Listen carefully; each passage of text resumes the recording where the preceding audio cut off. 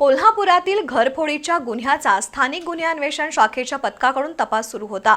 या पथकातील कर्मचाऱ्यांनी सांगोला ते मंगळवेढा रस्त्यावरून सापळा रचून पवन मदोरिया आणि रोहित कुमार पाल या दोघा परप्रांतीय चोरट्यांना अटक केली आहे।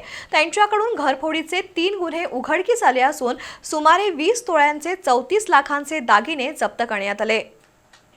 कागल इथल्या शिवनेरी पार्कमध्ये राहणाऱ्या रफिक गौस सय्यद यांच्या बंगल्यातील 11 तोळे वजनाचे सोन्याचे दागिने चोरीला गेले होते।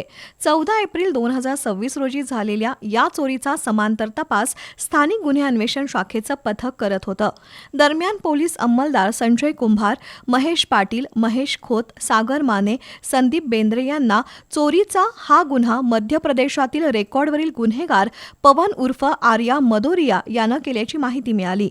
या पथकानं सांगोला ते मंगळवेढा रोडवर सापळा लावून 14 मे रोजी पहाटे पवन उर्फ आर्या रामदास मदोरिया आणि रोहित कुमार घनश्याम पाल या दोघांना ताब्यात घेतलं। त्यांच्याकडे कसून चौकशी केल्यावर त्यांनी 3 चोरींची कबुली दिली। कागलमधील 2 आणि आष्टा पोलीस ठाण्याकडील 1 असे घरफोडीचे 3 गुन्हे उघडकीस आले।